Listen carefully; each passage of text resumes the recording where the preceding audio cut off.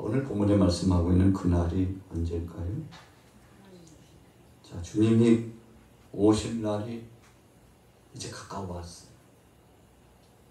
2000여 년 전보다 훨씬 더 가까워졌어요.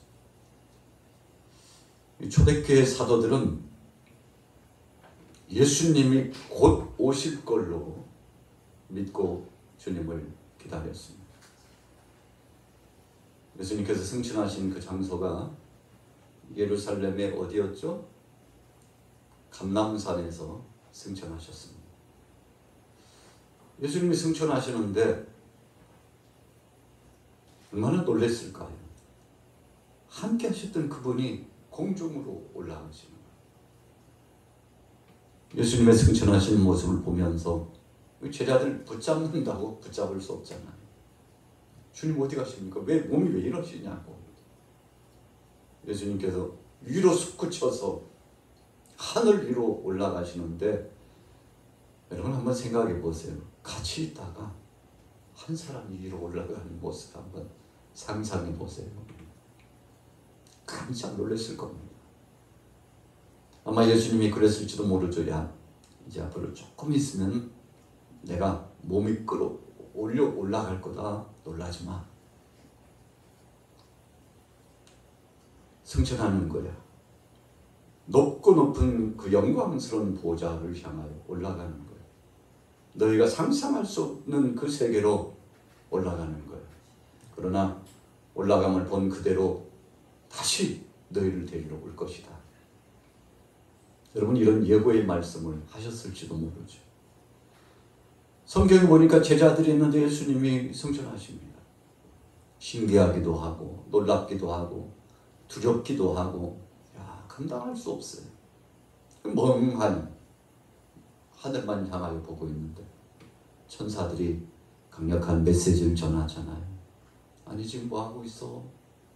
주님이 올라가시면 본 그대로 다시 오실 텐데 주님이 계시는 이 땅에 계시는데 명령하신 거 있잖아요.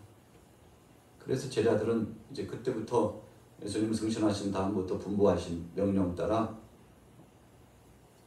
모여가지고 10일 동안 전심으로 기도하는데 바로 그 기도하는 장소가 어디였나요?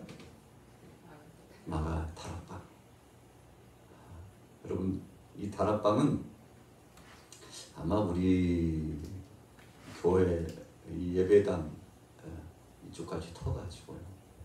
그 정도 범위 됐을까요?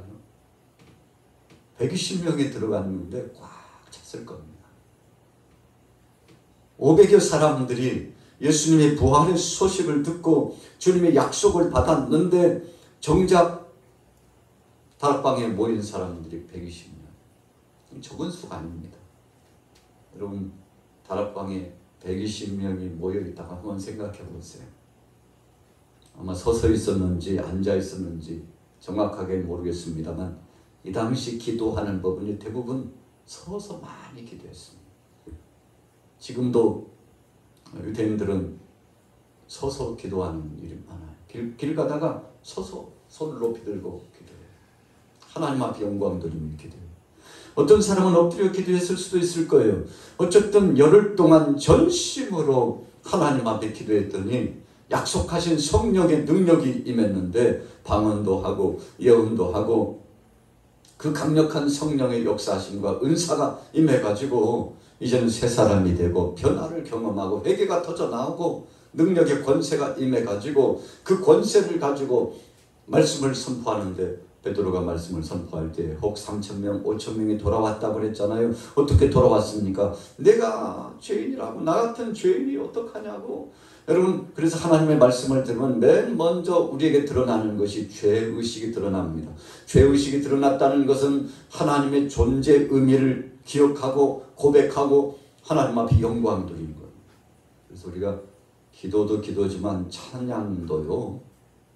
보혈 찬송을 부르고 예수님이 십자가의 의미를 기억하고 주님이 나를 위하여 대신 죽으시고 피를 흘리시고 살이 찢기신 그 은혜를 찬송하고 경배하는 영광 돌리는 찬양을 올리는 그 시간에 회개가 터져나옵니다.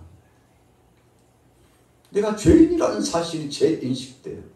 전에는 50% 60%그 정도의 은혜가 임했다면 어떤 날에는 80% 90%의 능력의 권세가 임해가지고 우리가 하나님의 성령의 지배함을 받고 나 자신을 다시 한번 성찰해 보니까 나는 죄인 중에 괴수요 중죄인이라고 바울처럼 그렇게 고백하게 되는데, 성령 받으니까, 말씀 받으니까 맨 먼저 나타난 증거는 나 자신의 정체성을 알아서 내가 죄인이라는 것을 고백하게 돼요. 여러분, 그래서 신앙인들에게 있어서 아름다운 꽃과 같은, 정말 무지개와 같은 아름다운 꽃창현과 같은 이 아름다움은 회개가 터져 나올 때. 여러분, 회개는 마치 우리 육체와 영혼, 이 정신을 깨끗하게 씻어내는 이런 역사가 진행된 것과 같이 1시간 회개하고 2시간 회개하고 나도 모르는 사이에 하나님께서 기도를 생각나게 하시면요, 한도 끝도 없이 지치지도 않고 기도가 진행되지 않습니까? 오늘 여기 참여하신 분들은 그 영적인 깊은 은혜를 경험했잖아요.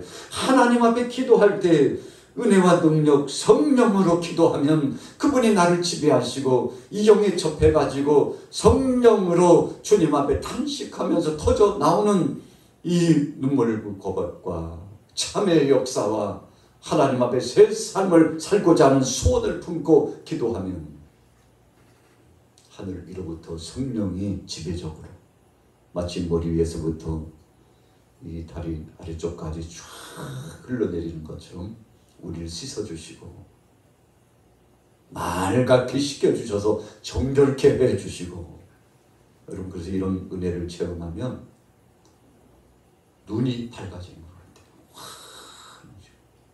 여러분, 속이 시원해집니다. 마치 청량 음료를 먹으면 답답하고 막 감정이 나고, 청량 음료를 마시면 시원한 걸 마시면 입으로 들어가가지고 아래쪽으로 쫙 내려가면 속이 얼마나 시원하지. 그래서 성경에는 우리에게 유익을 주고 힘을 실어주는 사람, 도움을 주는 충성된 사람, 정말 없어서는 안 될 사람을 이야기할 때 여름날에 얼음 냉수와 같은 사람이라고, 내게 그런 시원함을 주는 사람이라고 말씀하지 않습니까?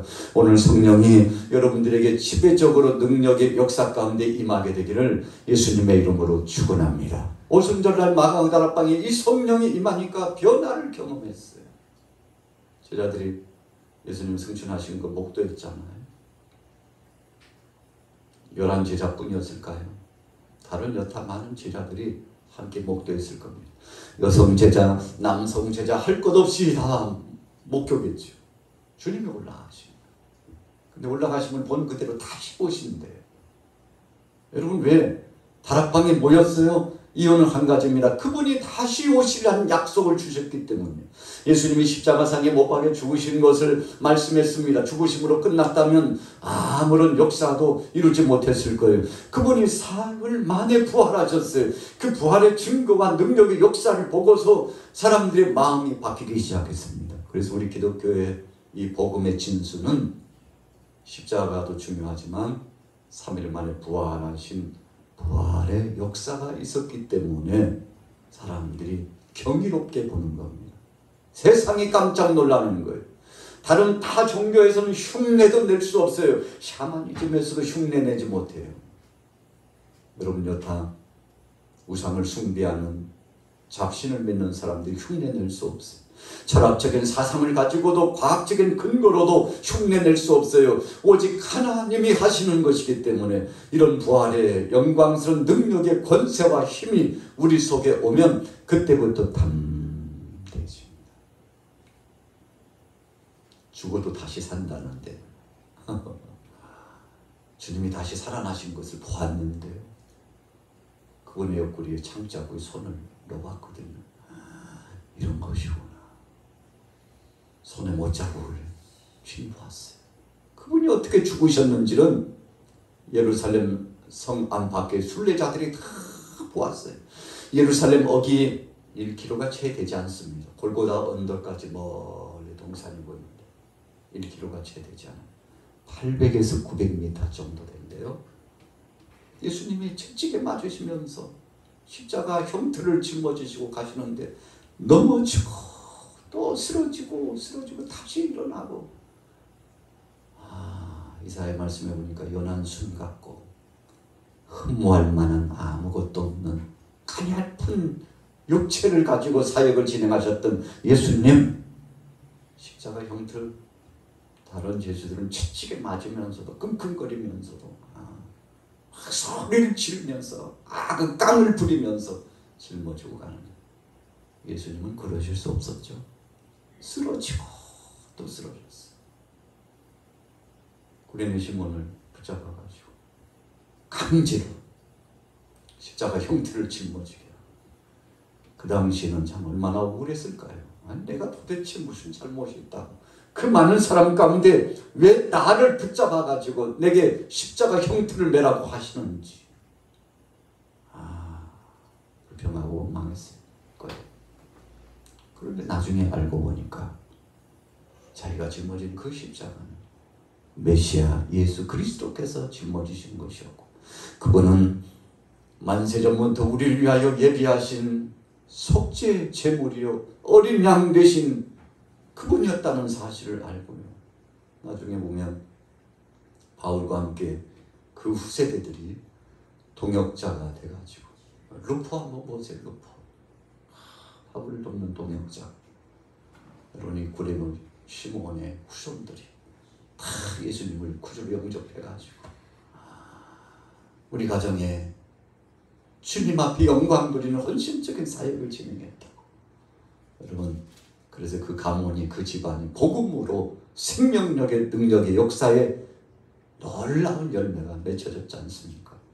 여러분, 인생 여행 살아가면서 어떤 사람은 그냥 세풍에 젖어가지고 이리 흔들리고 저리 흔들리고, 이리 가라면 이리 가고 저리 가라면 저리 가고, 그냥 유혹을 떨치지 못하고 세상 것이 더 귀해가지고, 여러분, 그래서 주님 뜻대로 살지 못한 사람이 얼마나 많은데요. 지금도 우리가 8시 24분이 진행되고 있는데 지금 서울 장안에 사람들이 뭐하고 다닐까요? 지금 집에서 뭐하고 있을까요? 여러분, 여러 가지 형태를 가지고서 지금 시간을 보내고 있겠죠.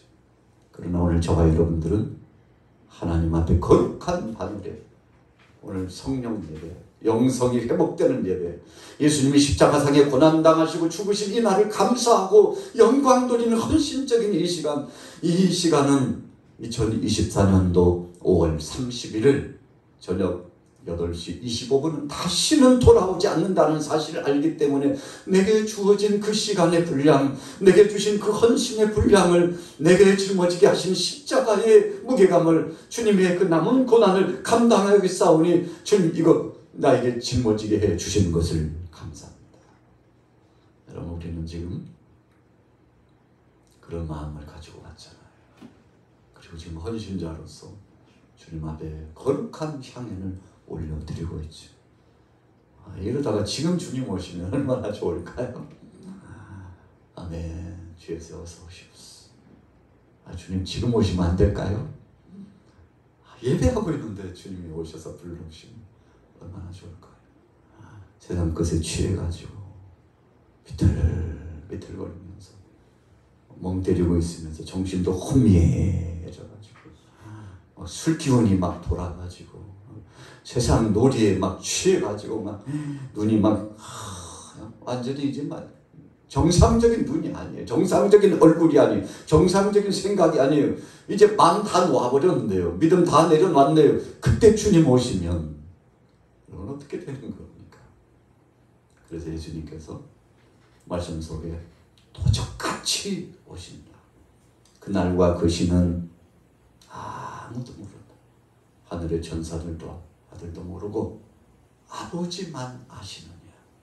왜요? 갑자기 오시기 때문에. 오늘 히브리서 기자는요, 주님이 이제 곧 임재하시는데, 그래서 오늘 타이틀이 그날이 가까움을 볼수록 점점 가까워져. 어떻게 해야 되는 겁니까? 오늘 주님 앞에 헌신자로, 예배자로 복음을 증거하는 자로.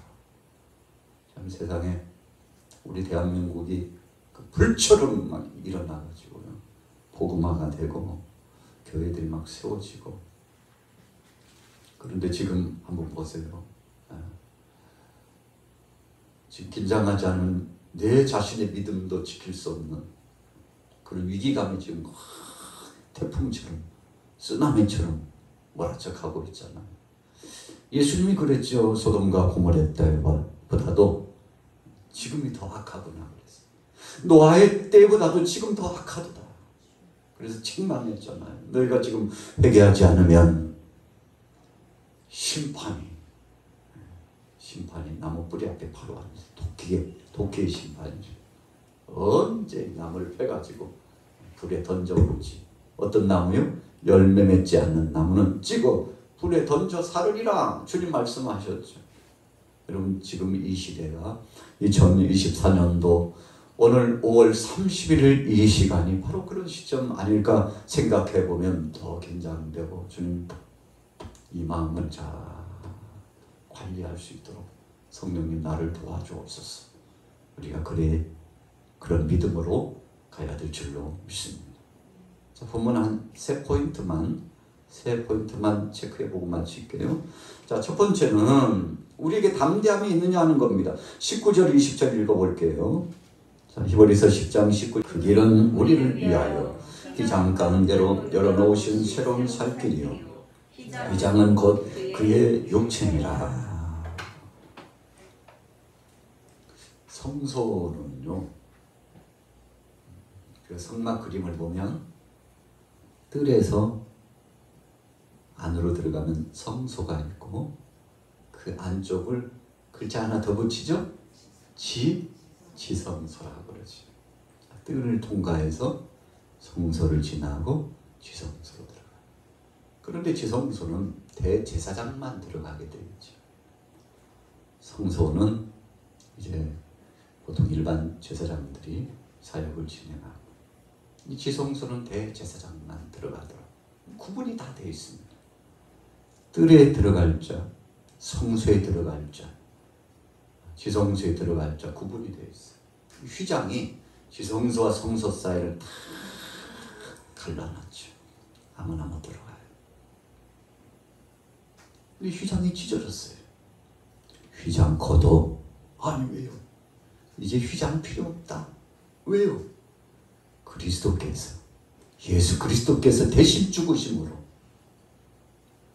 휘장을 위에서부터 아래로 쫙 찢으시고 이제는 나눌 필요가 없고 하나가 되어서 하나님과 우리 사이에 화목제물이신 예수님이 대신 담당하셔가지고 더 이상 휘장이 필요 없어서 이제 우리는 예수 그리스도 안에서 담대함을 가지고 성소에 들어가게 됐는데, 여러분 무슨 담대함입니까? 죄 문제가 풀어졌기 때문에 성령님이 오셔서 마음의 평화를 주셔요. 하나님 앞에 나아가서 영광스러움을 경험하도록 역사해 주셨어요. 그래서 예수 그리스도의 이름으로 그분을 모시고 가면 어디든지 만사, 형통, 무사, 통감 어디든지 주님이 임재하시는 곳에 예수 그리스도의 이름으로 갈 수 있게 되었다는 것입니다. 오늘 여러분들과 제가 예수님을 구주로 영접한 다음에 휘장이 무너져서 이제는 새로워진 은혜의 세계로 들어가 하나님 앞에 영광 돌리며 찬송하게 된 것을 믿으시기 바랍니다. 그래서 요즘은 교회에 이제 휘장이 거의 없어요. 인테리어들이요. 휘장을 거의 쓰지 않아요. 그러나 처음 교회가 개척되면 당연히 휘장을 이렇게 걸어야 되는 줄 알고요. 다 그렇게 했어요. 상징적인 의미였죠. 예수님이 이 휘장을 찢으셨다. 십자가로 예수님께서 우리 대신 죽어주셨다. 이 의미를 기억하기 위해서 성전 휘장을 이렇게 상징적으로 한 것뿐이지, 저 뒤에 하나님 계시는데 큰일 나 우리 못 들어가. 아무나 가는 거 아니야.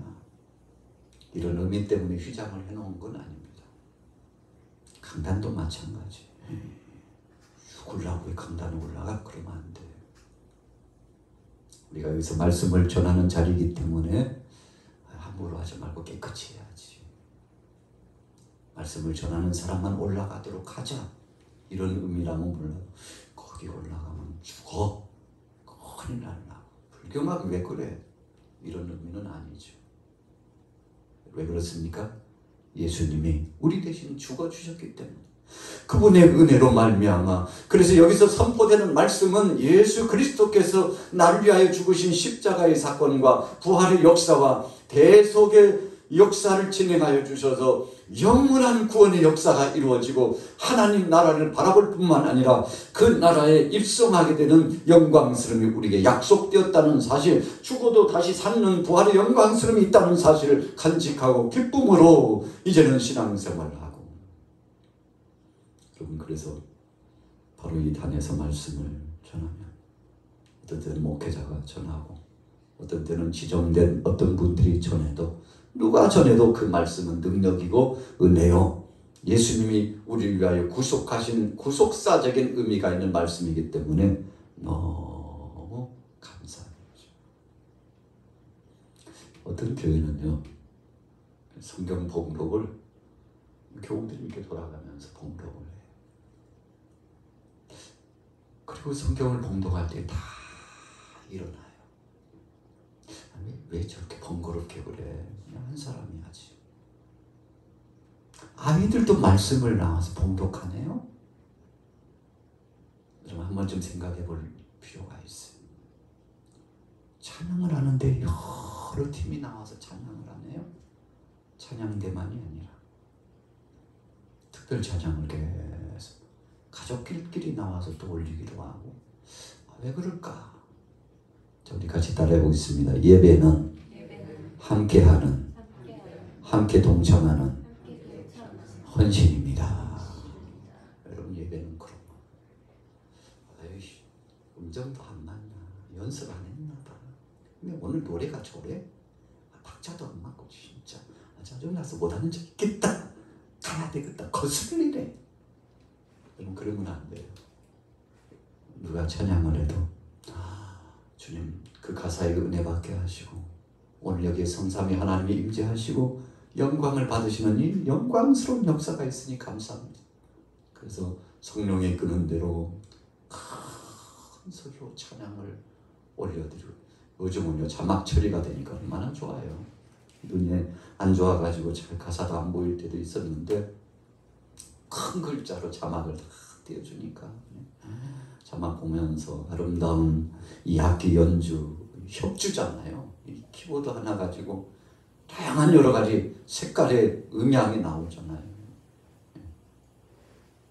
믹싱 시켜가지고 섞어가지고, 그리고 한 사람이 연주하는데 오케스트라의 소리가 나오잖아요. 감격스럽죠.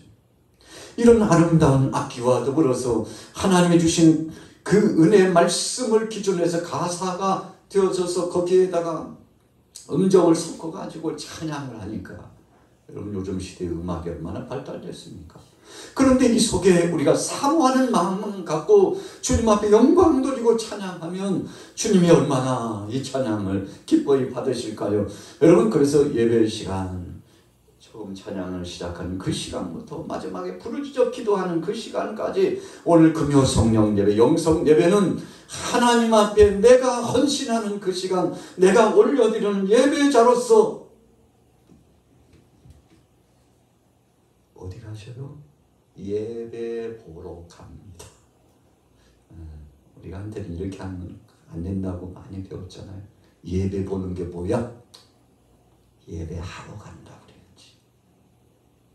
예배 드리러는 좀 소극적인 표현이야. 예배하러 간다 그래야 정확해요. 막 알려주면서 예배 본다고 하면 안 돼. 보는 건 구경이잖아. 예배하러 간다고. 여러분, 예배라고 하는 것은 엎드려 경배하고 하나님을 경외하고 찬양하고 그분을 높여드린다는 뜻이 예배잖아요. 그래서 오늘 저와 여러분들은 금요 성령 예배를 통해서 예배하러 왔는데, 하나님 앞에 높이 올려드리는데 천군 천사가 바로 이 자리에 함께 옹이하고 하나님이 임재하셔서, 야곱이 베델에서 꿈을 꾸는데 사닥다리가 놓여져가지고 자기가 돌을 베게 하고 자고 있는데 천사들이 오르락 내리라고 더 높이 오니까 하나님이 보좌에다 보여요. 보좌가. 이야, 너무 감격스러워가지고요. 꿈에서 깨고 보니까 신비한 것들을 봤는데, 언제 그런 신비한 것을 봤습니까? 고향에서요, 형에서가 이제 잡아 죽이려고 막 그러니까 도망가다시피 외삼촌 라반의 집으로 향하여 가는데, 가다가 너무 지쳐가지고 한숨 자러 가자 하고 잤는데 깊이 꿈을 꾸는데 하나님께서 하늘의 세계를 열어주셔가지고 나중에 보니까 그 자리가 거룩한 성소였다는 것을 알았습니다. 하나님, 제가 여기서 서원합니다. 제가 외삼촌 라반의 집에 무사히 갔다가 돌아오게 하시면 제가 하나님 앞에 11조를 올려드리겠습니다. 그리고 여호와 하나님은 나의 하나님으로 섬기겠습니다. 그리고 제가 비었던 이 돌을 가지고 여기다 세워놓고 여기에 하나님 앞에 예배자로서 거룩한 성전의 역사가 이루어지는 예배자로서 주님 앞에 올려드리겠다고 이 세 가지 법칙에 서원을 올려드리고 갔다 오는데 20년 걸렸잖아요. 잠깐 갔다 올 줄 알았는데, 여러분 그래서 인생 모르는 겁니다.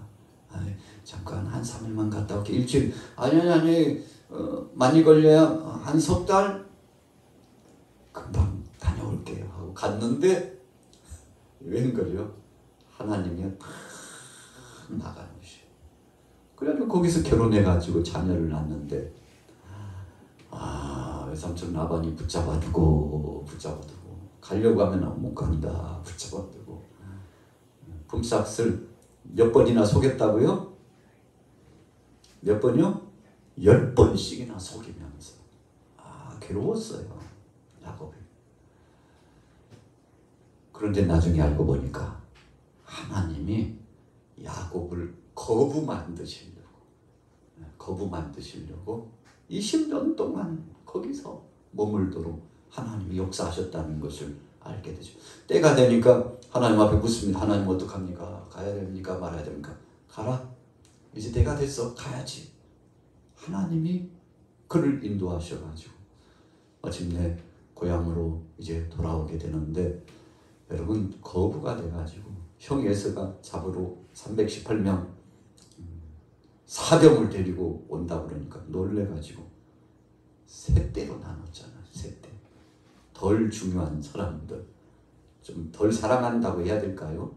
뭐 가족끼리 그런 건 없는데요. 덜 중요한 부류는 맨 앞에 선봉들, 그 다음 중요한 순위는 제2대로, 그리고는 제3대, 나중엔 자기 자신은 맨 뒤에 남아가지고 쳐져가지고 야복강 나루트에서 하나님과 더불어서 싸워서 천사와 씨름했다고 그러는데, 결국은 하나님과의 관계 속에 맺혀 있었던 것을 다 풀고서 새롭게 나가게 되는데, 하나님이 보호하사 에서가 원수처럼 그랬던 사람이요, 야곱 보자마자 막 눈물을 흘리고 껴안고, 이게 웬일이에요?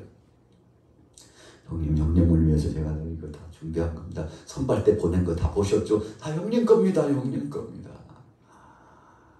하나님이 야곱에게 두려운 마음을 주었어요. 답답한 마음을 주었어요. 인간 관계 속에 이거 해결하지 않으면 안 된다는 과제를 주었어요. 하나님 막 휘몰아가시니까 정신 못 차렸죠. 그래서 형 에서의 몫을 딱 떼어놓습니다. 여러분, 하나님이 참 놀라운 법칙을 쓰십니다. 그러지 않았으면 야곱이 욕심쟁이잖아요. 외삼촌 라반에게 자기 하나도 내어주지 않으려고 다 챙겨왔잖아요. 근데 형 에서를 위해서 좋은 것만 골라가지고, 형님 저 이런 사람이에요. 인색한 사람 아니에요. 옛날에 그 동생 야곱이 아닙니다. 장자의 명분 빼앗기 위해서 팥죽 한 그릇 주고서 거래했던 그런 야망만 있고 도둑놈 같은 마음을 가졌던 그때 야곱 아니에요. 보세요. 제가 가진 거 한번 보실래요? 이 정도는 제가 형님에게 떼어줄 수 있다고. 그래서 그 재물 때문에 그런 건 아니고요.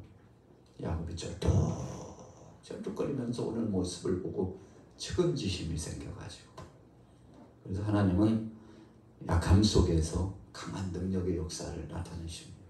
그래서 우리는 때로 그렇게 생각해야 됩니다. 하나님 도대체 왜 이렇게 하루에 빈곤합니까? 왜 이렇게 힘이 없게 만드십니까? 좀 건강도, 그냥 좀 근력도 주시고, 그냥 재물도 주시고요. 하나님 이왕이면 명예나 권세도 좀 주셔가지고 나를 마지막 주님 앞에 부름받은 날 때까지 호령하면서 좀 그렇게 살게 하면 안 됩니까? 그렇게 하면 좀 하나님이 배 아프십니까? 왜 좀 그렇게 안 주십니까? 그런데 여러분, 야곱이 자기가 가진 재산과 힘 때문에 형의 마음을 회복시키지 않았다는 거죠. 자기의 약함 때문에 정말 치질이 못난 동생이 됐어요. 쩔떡거리면서 오는데, 20년 동안 야곱도 그렇게 살았나? 형이 보니까 얼마나 불쌍한지. 여러분, 긍휼의 마음은 하나님의 마음입니다. 하나님의 마음. 그래서 형의 얼굴 보니까 하나님의 모습을 보는 것 같고, 내 마음이 왜 이러는지 모르겠어. 참 대단한 역사가 나타나죠. 하나님이 그 마음, 이 심적인 체계를요 확 바꿔주신 겁니다. 우리가 잘 아는 대로 스룹바벨과 여호수아가 택한 백성들을 이끌고서 여러분 파사에서 나와가지고 예루살렘을 회복하고 성전도 건축하고 성터도 이제 저렇게 좀 구축하려고 했는데 10년, 20년이 지났는데도 역사가 나타나지 않았잖아요. 얼마나 마음 아프고 힘들었겠어요. 괴로운 거예요. 1년도 아니고 20여 년 동안 아무런 역사가 나타나죠. 여러분, 세월이 중요한 것이 아니고 중요한 것은 하나님이 역사하셔야 될 줄로 믿습니다. 그 여호수아가 그때 깨달았어요. 스룹바벨이 그때 깨달았어요. 그래서 가랴 선지자가 그러잖아요. 하나님의 음성을 듣고 이는 힘으로 되지 아니하고 능으로 되지 아니하고, 하나님 말씀하십니다. 나의 힘으로 된다고. 지금 하나님 영음을 저에게 들려주셨는데 명심하십시오. 하나님 말씀하십니다. 우리의 능력과 힘이 아니고 하나님이 성령으로 역사하실 때 된다고 말씀하시니 하나님 의지하고 가라십니다. 그러니까 그 말씀 붙잡고 사모하는 마음을 가지고서 백성들이 그 말씀을 듣자마자 마음을 울먹이면서 회개가 터져 나오고 변화가, 새로운 신바람이 나타나고, 그래서 오합 찢어졌던 백성들이 하나같이 한 마음이 돼가지고 참 대단하잖아요. 하나님이 하셨어요. 오늘 본문 말씀이 그겁니다. 히브리서의 말씀 그거예요. 그날이 가까움을 볼수록 예수님이 책임져 주신 그 구속사적인 은혜를 감사하고 담대함으로 믿음으로 나아가시기를 축복합니다. 여러분 갑시다. 걱정하지 마세요. 두려워하지 마세요. 주님이 다 하셨잖아요. 주님 바라보고 나가면 그분이 책임지실 겁니다. 오늘 히브리서 기자가 계속 선포하고 있죠. 오늘 주님이 귀한 말씀을 주셨습니다. 28절 29절 읽어볼게요. 같이 있습니다. 28절 시. 욕되게 자가 당연히 받을 형벌은 얼마나 더 무겁겠느냐 너희는 생각하라. 아멘. 여러분, 예수님을 믿고 의지하면 소망을 얻고 담대함을 얻지만 주님의 그 영광스러움을 부정하고 주님을 떠나면 여러분 그때 끝입니다. 물을 떠난 고기가 살 수 없는 것처럼 주님 떠나서는 우리가 살 수 없어요. 여러분, 그래서 믿음의 이 분량, 믿음의 수준은 주님을 얼마나 의지하고 그분 앞에 맡기느냐에 달려있는데, 오늘 여러분들은 예수 그리스도 안에서 담대함을 가지고 믿음으로 승리하게 되시기를 예수님의 이름으로 축원합니다. 자, 보세요. 32절에 보세요. 전날에 너희가 빛을 받은 후에 고난의 큰 싸움을 견뎌낸 것을 생각하라. 혹은 비방과 환난으로서 사람에게 구경거리가 되고 혹은 이런 형편에 있는 자들과 사귀는 자가 되었으니. 여러분, 과거에는요 그런 얘기를 하잖아요. 좀 강한 편으로 개차반처럼 살아서 예수님께서 가나안 여인에게 개 취급을 했는데 당신 삶 보니까 아유 그냥 그런 삶 같아. 과거를 보니까 그랬어. 그런데 예수님 만나고서는 새 사람이 되었어요. 과거의 일을 내려놓았어요. 과거의 악습을 내려놓고 구습을 내려놨어요. 주님 한 번만으로 만족하며 감격스럽게 살아가는 새 사람이 되었어요. 보십시오. 35절로 넘어가 보겠습니다. 같이 읽습니다. 시작. 그러므로 너희 담대함을 버리지 말라. 이것이 큰 상을 얻게 하느니라. 너희에게 인내가 필요하면 너희가 하나님의 뜻을 행한 후에 약속하신 것을 받기 위함이라. 잠시 잠깐 오면 오실 그이가 오시리니 지체하지 아니하시리라. 예수님 곧 오신대요. 그래서 인내해야 될 이유가 있음을 말씀하고 있습니다. 그래서 지금은요, 오늘 주제가 25절에 나오는데요. 25절 같이 읽습니다. 모이기를 피하는 어떤 사람들의 습관과 같이 하지 말고 오직 권하여 그날이 가까이 오물 볼수록 더욱 그리하자. 열심히 기도로 모이고요. 말씀을 상고하기 위해서 모이고 하나님 앞에 찬양하고 헌신하기 위해서 모이고 복음 전하기 위해서 모이고. 그래서 오늘 저와 여러분들은 일을 하는 목적이 목사님 먹고 살라고 그러잖아요. 그것도 정답이죠. 그러나 우리 신앙인들은 그런 초보적인 기본 목적 말고 그보다 더 상이한 목적이 있죠. 우리가 일하는 목적, 음식을 먹고 마시는 목적은 먹든지 마시든지 무엇을 위해서요? 다 하나님 영광을 위해서. 진짜 멋진 신앙인이 바로 그겁니다. 이야, 수준 있는 신앙인이신데요. 그까지 조호적인 것 가지고 지금도 가면 안 되잖아. 하나님 영광을 위해서. 누구나 다 먹고 살라고 그러지 뭐. 사회에 선한 영향력을 끼치려고 구제도 하고 봉사도 하고. 그러나 그것은 기본적인 수준이야. 더 놀랍고 경이로운 믿음은 하나님 영광을 위해서. 먹든지 마시든지 하나님 영광을 위해서 하라 그랬으니, 여러분 이사야 43장 7절과 21절 말씀처럼 하나님 영광을 위하고 찬송하기 위해서 부름받은 백성들처럼 그렇게 나가는데 하나님이 얼마나 기뻐하실까요? 그래서 주님의 오실 날이 가까운 이 시대에는 할 수만 있으면 모여야 됩니다. 여러분 지금은요 자꾸 모이는 수가 줄어들어요. 새벽기도 꼭 해야 될까? 하나만 될까? 줄여. 아니 하루하고 하루 걸르면 안 될까? 여러분 실제 지금 교회가 그렇게 가고 있습니다. 많은 교회가. 새벽기도 안 하는 교회가 얼마나 많은데요. 수요일에 안 하는 교회가 얼마나 많은데요.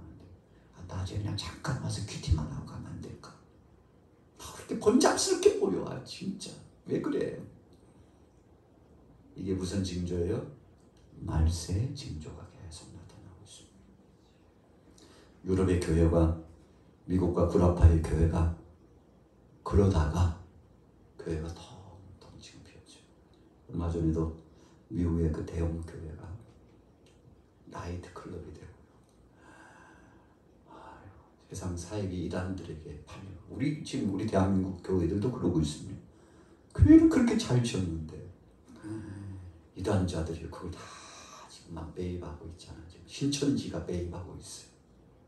신실한 교회가 어쩌다 그렇게 됐습니까? 모이기를 자꾸 피하는 거예요. 여러분 코로나 3년 동안에 우리 한국 교회에 엄청난 타격이 온 이유가 뭡니까? 못 모이게 하니까. 못 모이게 하니까. 이게 습성이 돼가지고 스마트폰 어디냐 켜봐. 아니 그럴 거 없어져. TV도 요즘은 인터넷 되잖아. 켜봐. 유튜브 한번 켜봐. C채널 한번 열어봐. 야 진짜 저런 교회도 있구나. 막 음향 대단한데 가만히 앉아있어도 다 보이고 다 들리네. 여러분 오늘 히브리서 10장 25절의 말씀은 말세에 대한 경고의 말씀을 주시는 거예요. 할 수만 있으면 모이잖아요.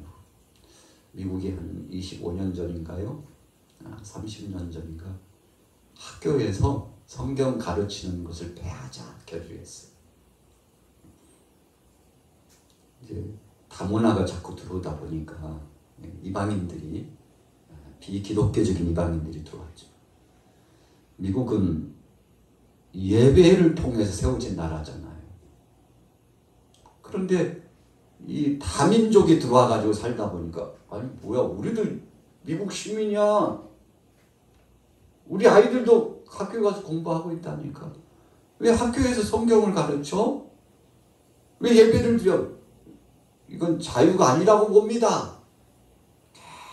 계속 민원을 제기하고 이의를 제기하니까 결국은 합법적으로 이제 학교에서는 기도도 하지 말고 예배도 하지 말고 성경 과목도 빼요. 자유라는데 빼야지. 그러고 나서 20년, 30년이 됐는데 지금 미국의 교회가 저렇게 된 겁니다. 교회가 텅텅 비어지게 됐어요. 그리고 우리도 한번 생각해 봐야 돼. 그래도 우리 대한민국은 세계 속에서 믿음을 잘 지키고 성경을 막 자필로 쓰고요. 말씀을 상고하고 은혜를 귀티를 하고요. 얼마나 말씀을 사모하고 그 말씀 안에 살려고 정말 최선을 다하는지 몰라요. 여러분, 말씀 떠나고 기도 떠나고 찬양 떠나고 예배 떠나면 끝나는 겁니다. 그래서 우리는 할 수만 있으면 이게 자꾸 모여야 됩니다. 모이면 모일수록 불에다가 장작을 갖다가 툭툭 하나씩 던지면 던져 넣을수록 작은 불이에요, 큰 불이에요? 계속 불이 붙어서 큰 불이 돼요. 여러분, 이 말씀을 오늘 히브리서 10장 25절은 경고의 말씀으로 주는 겁니다. 모이기를 피하려고 하는 어떤 사람들 같이 그렇게 하지 마. 주님이 오실 날이 가까울수록 더 정신을 차리고 악습을 행하고 있는 자들 본받지 말고 선한 행보로 믿음으로 결속되고 하나님 앞에 예배 중심, 말씀 중심, 기도 중심으로 나가는 저들을 본받아야지. 왼쪽 본받으면 안 돼요. 오른쪽을 본받아야지. 지금 그 말씀이거든요. 자, 결론이요. 38절로 넘어가 봅니다. 39절까지 읽습니다. 시작. 나의 의인은 믿음으로 말미암아 살리라. 또한 뒤로 물러가면 내 마음이 그를 기뻐하지 아니하리라 하셨느니라. 우리는 뒤로 물러가 멸망할 자가 아니요 오직 영혼을 구원함에 이르는 믿음을 가진 자니라. 뒤로 물러가면 피하는 겁니다. 우리가 군에서 작전 지휘를 할 때요, 지휘관이 명령을 내리잖아요. 죽어도 그 명령에 따라야 됩니다. 군대에서는요, 그 한 가지만 훈련합니다. 지휘관의 명령에 따라 철저하게 복종하고 일사불란하게 쫙 나가서, 그래서 앞에 소대장이 가고 분대장이 가면 막 따라가요. 대장이 명령을 내리면 그 명령에 따릅니다. 여러분, 그래서 군대 조직이 이루어지는 거죠. 바울이 그것을 보니까 에베소서 말씀에 대단하다. 로마 군병들의 모습을 보니까 우리 신앙인들의 모습도 좀 저렇게 무장하면 어떨까 하고 창안을 내가지고 머리에 구원의 톱을 쓰고 가슴에 의의 흉배를 붙이고 진리의 허리띠를 띠고 믿음의 방패를 말씀의 검, 성령의 검 가지고 복음의 신발까지 신고 가자 이렇게. 여러분, 이 모습을 보고 6가지 정의를 내려가지고 전신 갑주합시다. 뒤로 물러가면 안 돼요. 앞으로 전진 대장 되신 예수님 바라보고 갑시다. 이 모습을 가지고 에베소서 말씀을 선포해서 에베소 교회의 말씀을 선포하는데 성도들이 은혜를 체험하고 능력을 체험하고 그렇습니다. 바로 그거였습니다. 우리가 구원의 툴을 쓰고 믿음의 방패를 가지고 진리의 허리띠를 띠고 말씀의 검을 갖고 복음의 신발을 신고 갑시다. 일체감 있게요. 바울 중심으로, 디모데 중심으로, 베드로 중심으로 나가서 복음을 증거했더니 하나님의 영광을 받았다는 것입니다. 자, 오늘 주제는 그날이 가까움을 볼수록. 누가 오신다고요? 사랑의 주님이 곧 오십니다. 그래서 신앙인들이요, 깨어있는 믿음의 삶을 살려면 주님이 문 밖에 오셔서 지금 기다리신다. 이런 심장이에요. 찬송에도 있잖아요. 주님이 문 밖에서 지금 기다리신대. 놓고 하신대. 차동모 목사, 너 뭐하냐? 지금 자고 있나? 일어나? 문 열어야지 뭐 그러고 있어. 거기서 지금 뭐 하고 있는 거야? 너 거기 있어야 될 자리 아니야. 정신 차려. 너의 생명이 하나님께 있어. 내게 있어. 여러분, 우리의 일상을 책임져 주신 그분이 우리를 향해서 말씀할 때 정신을 차리고 주님 앞에 서게 되는데 그날은 고독입니다. 그래서 임박한 주님의 임재하심을 이 마음속에 품고 있는 사람이 깨어있을 수 있습니다. 그렇지 않으면요, 마귀가 와서 언제 이 믿음 빼앗아가 버리고 흔들어 놓을지 몰라요. 잠깐 오면 오실 그분이 오시리니 그랬는데 오늘 여러분들 깨어서 믿음으로 승리하시고 기도할 때 큰 응답 받으시기를 예수님의 이름으로 축원합니다.